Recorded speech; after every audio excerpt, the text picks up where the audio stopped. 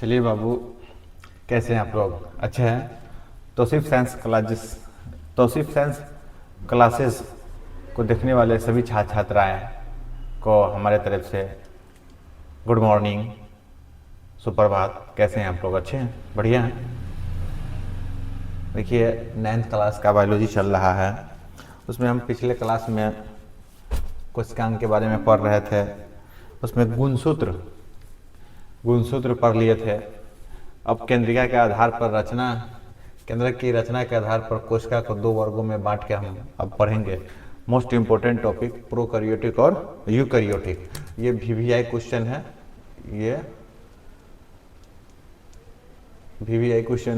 ये पूछता है दोस्तों। तो मेरे प्यारे छात्र छात्राएं, आप सब लोग इसको एकदम रट लीजिएगा। समझ के भी बताऊंगा और अपने दिमाग में भी पूरे माइंड मेकअप करके इसको रखिएगा, क्योंकि ये क्वेश्चन पूछता है। तो चलिए हम लोग स्टार्ट करते हैं। बायोलॉजी 9th क्लास चैप्टर 1 ही चल रहा है। आज लास्ट क्लास है, आप सब लोग देख ले। आज क्लास खत्म हो जाएगा। बायोलॉजी चैप्टर 1 कहता है केंद्रक की रचना के आधार पर कोशिका 2 प्रकार के होते हैं। केंद्रक की रचना के आधार पर कोशिका कितने प्रकार के होते हैं बाबू? तो 2 प्रकार के। कौन कौन? तो प्रोकैरियोटिक और यूकैरियोटिक। कोई आपसे पूछ देगा कि रचना के आधार पर केंद्रक की रचना के आधार पर बाबू कितने प्रकार के होते हैं? केंद्रक की रचना के आधार पर कोशिका कितने प्रकार के होते हैं? कोई भी पूछ सकता है आपसे। 9th क्लास में कहेगा कौन क्लास में पढ़ रहे बाबू? तो कहेगा 9th क्लास में। अच्छा बताओ, केंद्रक की रचना के आधार पर कोशिका कितने प्रकार के होते हैं या कितने भागों में बांटा गया है? तो 2 भागों में बांटा गया है। पहला प्रोकैरियोटिक कोशिका, दूसरा यूकैरियोटिक कोशिका। प्रोकैरियोटिक कोशिका, इसका आकार प्रायः छोटा होता है। प्रोकैरियोटिक कोशिका का आकार क्या होता है? छोटा होता है। अगर प्रोकैरियोटिक का आकार इतना बड़ा है तो यूकैरियोटिक का आकार ये होगा। समझ रहे? ये प्रोकैरियोटिक, मिटा दिए सो, ये बड़ा यूकैरियोटिक, यानी कहता इसका आकार प्रायः छोटा होता है। तो यूकैरियोटिक का आकार क्या होगा? इसका आकार प्रायः बड़ा होता है। तो प्रोकैरियोटिक का आकार क्या होता है? छोटा होता है, जबकि यूकैरियोटिक का आकार बड़ा होता है। दूसरा डिफरेंस देखेंगे, वास्तविक केंद्रक अनुपस्थित होता है। जब प्रोकैरियोटिक में वास्तविक केंद्रक अनुपस्थित यानी नहीं होता है, तो समझिए वास्तविक केंद्रक उपस्थित होता है किसमें? यूकैरियोटिक में। यूकैरियोटिक में क्या होगा बाबू? वास्तविक केंद्रक उपस्थित होता है। कहता पहला था कि आकार में छोटा होता है प्रोकैरियोटिक, आकार में बड़ा होता है यूकैरियोटिक। दूसरा है कि वास्तविक केंद्रक अनुपस्थित होता है प्रोकैरियोटिक में, जबकि वास्तविक केंद्रक उपस्थित होता है यूकैरियोटिक में। तीसरा है बाबू, केवल जीवाणु साइनोबैक्टीरिया में पाया जाता है। प्रोकैरियोटिक सिर्फ साइनोबैक्टीरिया और जीवाणु में पाया जाता है। साइनोबैक्टीरिया किस में पाया जाता है बाबू? तो सिर्फ जीवाणु और साइनोबैक्टीरिया में पाया जाता है। अब यूकैरियोटिक सभी पादप एवं जंतुओं में पाए जाते हैं। यूकैरियोटिक सभी जंतु एवं पादप में पाया जाता है। तो मोस्ट इंपोर्टेंट। फिर है केंद्रिका नहीं पाया जाता। प्रोकैरियोटिक में केंद्रिका नहीं पाया जाता है, जबकि यूकैरियोटिक में केंद्रिका पाया जाता है। ठीक, कहता है प्रोकैरियोटिक में गोल्गी काय, माइटोकॉन्ड्रिया, अंतःपरमाणविक जलिका नहीं पाया जाता है।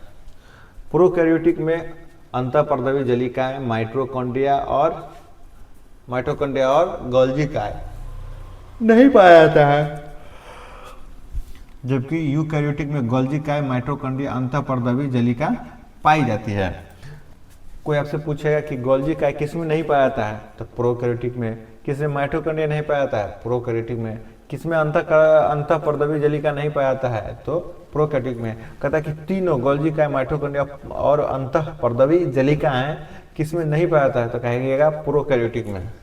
अब यूकैरियोटिक में देखिए, इसमें गोल्गी काय, माइटोकॉन्ड्रिया, अंतःपरमाणविक जलिका पाई जाती है। कोई आपसे पूछ देगा कि अंतःपरमाणविक जलिका किसे पाई जाती है? तो कहिएगा आप यूकैरियोटिक में। गोल्गी काय किसमें पाया जाता है? तो यूकैरियोटिक में। माइटोकॉन्ड्रिया किसमें पाया जाता है? तो यूकैरियोटिक में। अब देखिए बाबू, छठा है क्लोरोप्लास्ट नहीं पाया जाता है प्रोकैरियोटिक में। क्लोरोप्लास्ट नहीं पाया जाता है, प्रोकैरियोटिक में क्लोरोप्लास्ट नहीं पाया जाता है, जबकि यूकैरियोटिक में क्लोरोप्लास्ट पाया जाता है, जबकि यूकैरियोटिक में क्लोरोप्लास्ट पाया जाता है, प्रोकैरियोटिक में क्लोरोप्लास्ट नहीं पाया जाता है। ठीक, एक कोशिकीय जीव प्रोकैरियोटिक एक कोशिकीय जीव है, जबकि यूकैरियोटिक बहुकोशिकीय जीव है। प्रोकैरियोटिक केवल एक गुणसूत्र पाया जाता है, सॉरी, प्रोकैरियोटिक में केवल एक गुणसूत्र पाया जाता है, जबकि यूकैरियोटिक में अनेक गुणसूत्र पाए जाते हैं। प्रोकैरियोटिक में एक गुणसूत्र पाया जाता है, जबकि यूकैरियोटिक में अनेक गुणसूत्र पाया जाता है। अब देखिए बाबू, प्रोकैरियोटिक और यूकैरियोटिक में सीधे समझ जाइए। प्रोकैरियोटिक आकार में छोटा होता है, यूकैरियोटिक आकार में बड़ा होता है। प्रोकैरियोटिक में केंद्रक अनुपस्थित होते हैं, जबकि यूकैरियोटिक में केंद्रक उपस्थित होते हैं। प्रोकैरियोटिक में जीवाणु साइनोबैक्टीरिया केवल पाया जाता है, जबकि यूकैरियोटिक में सभी पादप एवं जंतु में पाए जाते हैं।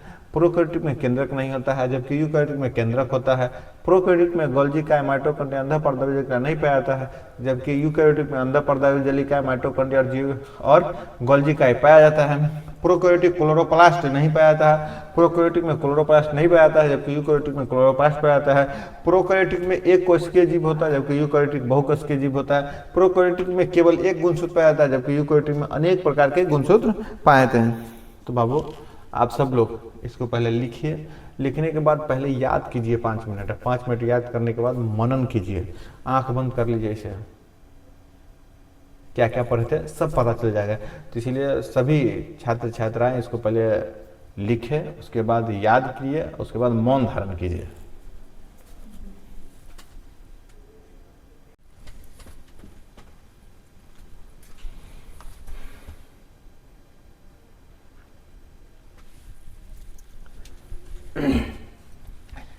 फिर आइए सभी छात्र छात्राएं कंटिन्यू करते हैं। हम लोग प्रोकैरियोटिक यूकैरियोटिक पढ़ें, उसके बाद सबसे समझिए मोस्ट इम्पोर्टेंट टॉपिक पदार्थों का परिवहन, और यहीं पे मेरा जीवन की मौलिक इकाई क्लास 9th बायोलॉजी का पहला चैप्टर ख़त्म हो जाएगा, द इंड। यहीं पे लिखूंगा आज द इंड।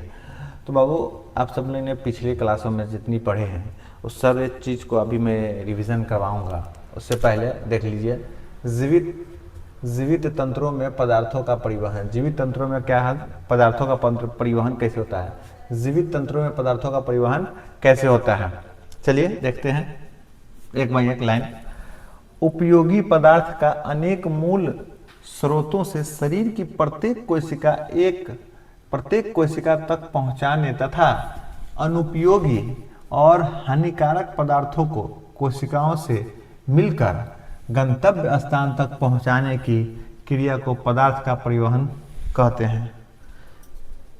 जैसे ये पदार्थ का परिवहन है, मानव का परिवहन कैसे हो गया।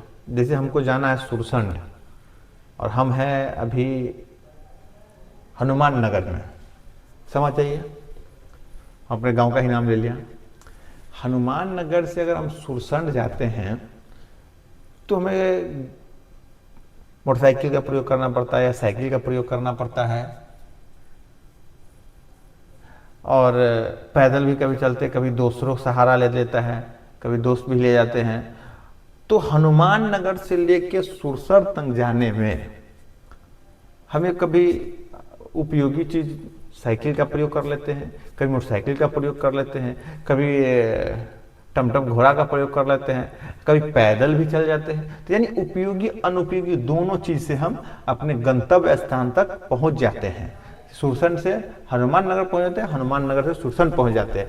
तो वही कह रहा है कि उपयोगी पदार्थ उनके मूल स्रोतों से शरीर की प्रत्येक कोशिका तक पहुंचाने तथा अनुपयोगी और हानिकारक पदार्थों को कोशिकाओं से मिलकर गंतव्य स्थान तक पहुंचाने की क्रिया को पदार्थ का परिवहन कहते हैं। जो मैं आपको एग्जांपल दिया, हम यहाँ से वहाँ गए, वहाँ हमारा साइकिल मोटरसाइकिल या पैदल किसी तरह से पहुँच गए, वही हमारा गंतव्य स्थान होता है।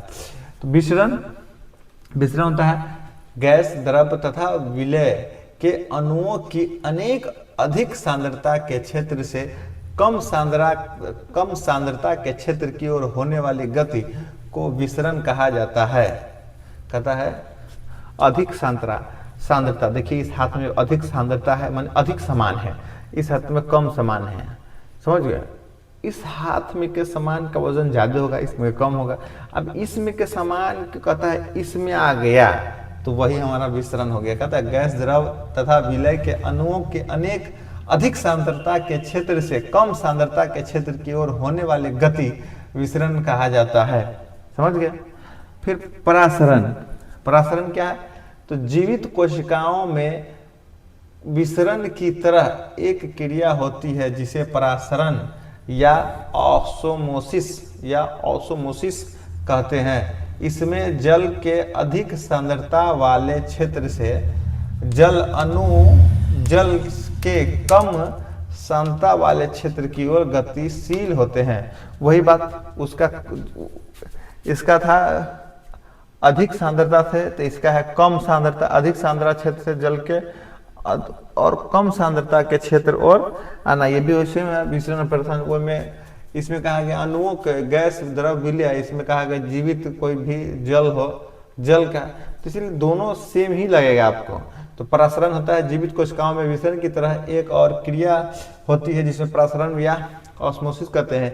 इसमें जल के अधिक सांद्रता वाले क्षेत्र के जल अणु जल के कम सांद्रता वाले क्षेत्र की ओर गतिशील करता है। ठीक, अभी हम लोग पदार्थों का परिवहन पढ़ लिए, विसरण पढ़ लिए, परासरण पढ़ लिए। लास्ट टॉपिक पूरे निचोड़ दिखा देता हूं मैं। क्या कहता है कि पहले सांस कहाँ से चालू होता है?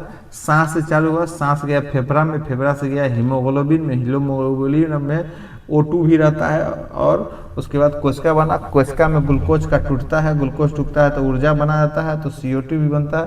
यहाँ हीमोग्लोबिन और CO2 प्लस मिल के फेफड़ा में गया, फेफड़ा से नाक से बाहर निकल गया।